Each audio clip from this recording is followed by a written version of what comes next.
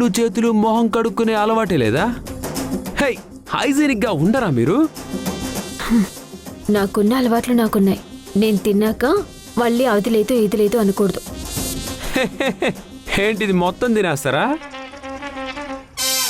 పాపం మీ ఆడవాళ్ళు ఎంత తింటారులేండి. ఇంట్లో ఉన్న బల్లులు బొద్దింకలు తిన్నట్టు చాలా తక్కువ తింటారు. సరే, మీకెంత కావాలో అంత తినేసేయండి.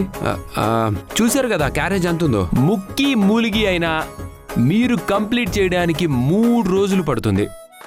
ఎంత కావాలో అంత తినేసేయండి. అండ్ ఆ తర్వాత అన్ని నీట్గా సర్ది పెట్టేసేయండి. నేను ఫ్రెష్ అప్ అయ్యి వచ్చి తింటా. కొంచెం నీట్గా, జాగ్రత్త. చాలా ఎక్స్ట్రా చేస్తున్నావురా. ఉండు నీ పని చెప్తా.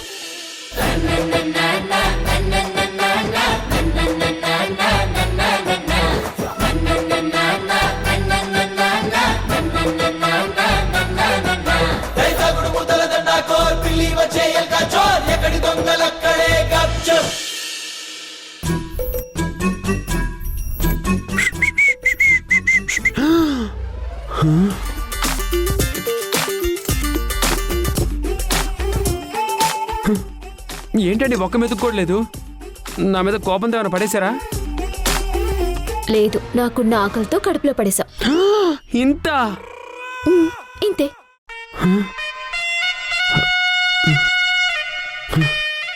బాబోయ్, ఎలా? నాకేం మిగలేదు. అమ్మో, ఓరి నాయనో, దీన్ని అంచనా వేయడం కష్టం రా దేవుడా. బా, బల్లులు బొద్దింకలైనా పర్వాలేదురా బాబు, కాల్చుకొని తినేయాలన్నంత ఆకలేస్తుంది. బా మసే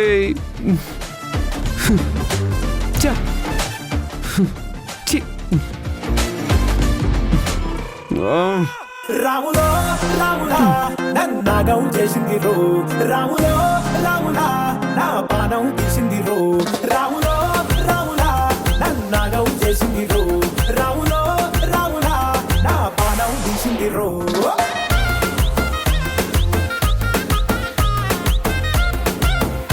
హలో మిస్టర్, ఈ ఫైల్ చూడు. బాగా తిన్నారు కదా, మీరే వెళ్ళి చెక్ చేసుకోండి. పోండి.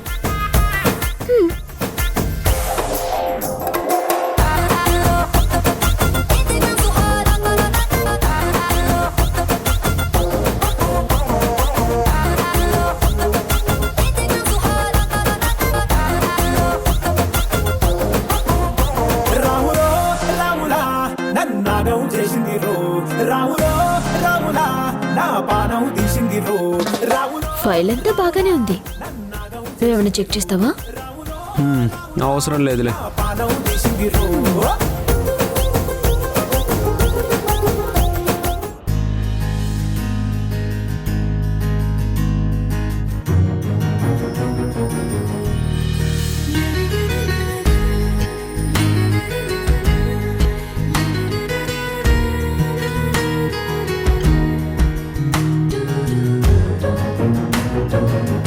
వాళ్ళు చూడచక్కని జంటలా ఉన్నారు కదండి. ఈ ఇంట్లో అడుగు పెట్టాక మనకి ఎన్ని గొడవలున్నా సరే చూసే వాళ్ళ కళ్ళకి మాత్రం మేడ్ ఫర్ ఈచ్ అదర్లా కనిపించాలి. Hi sir. కూర్చోండి.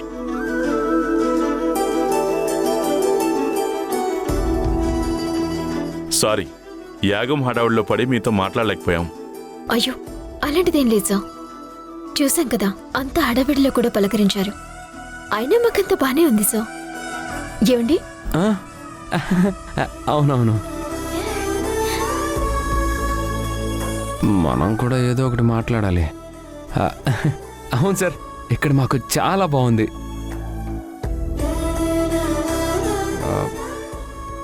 సార్, నాకు డౌట్. పొద్దున మేము వచ్చినప్పుడు ఇక్కడ భారీగా యాగాలు జరుగుతున్నాయి. ఎందుకు సార్?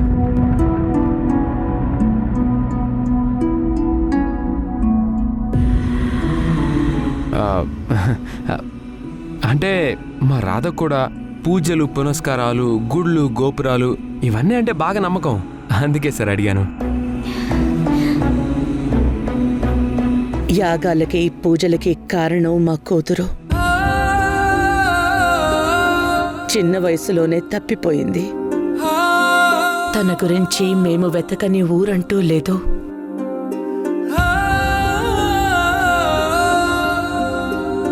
తను ఎలాగైనా దొరకాలి, మా ఇంటికి త్వరగా రావాలని ఈ యాగం జరిపిస్తున్నాం. తనకి గుర్తుగానే ఈ గాయత్రి ట్రస్ట్ నడిపిస్తున్నాం.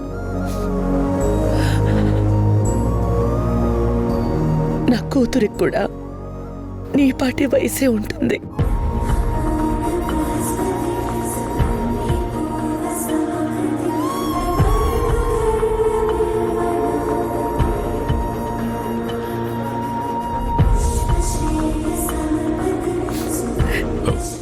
దేవకి, దేవకి, యాగం జరిపించాం.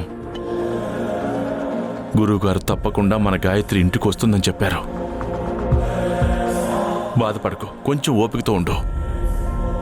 విడదీసిన ఆ దేవుడే మళ్ళీ మన బిడ్డని మన కళ్ళ ముందు నిలబెడతాడు.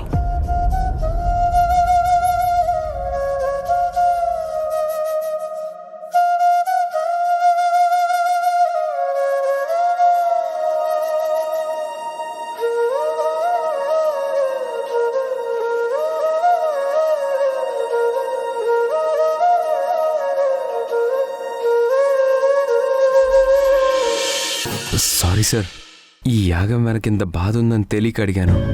ఇట్స్ ఓకే, మీరేం బయట వాళ్ళు కాదు కదా. కడుపున పుట్టిన వాళ్ళని చెత్త కుప్పల్లో వదిలేసే ఈ రోజుల్లో మీలాంటి తల్లిదండ్రులుండటం చాలా గ్రేట్ మేడం. మీ కూతురు ఖచ్చితంగా ఎక్కడున్నా మీ ఇంటికొస్తుంది. ఆ భగవంతుడిపై నమ్మకం ఉంచండి. థ్యాంక్స్ అమ్మా.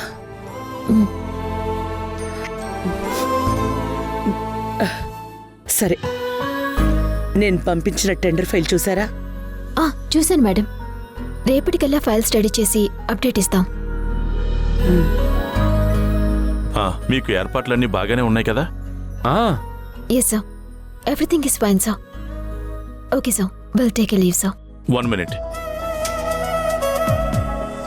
ఇది మన గాయత్రి ఇన్స్టిట్యూషన్ సంబంధించిన ఇన్స్ట్రక్షన్స్ ఫైల్. ఒకసారి క్లియర్గా చూడండి. ఓకే సార్, వెళ్ళొస్తాం సార్. వెళ్ళొస్తాను సార్. మంచిది.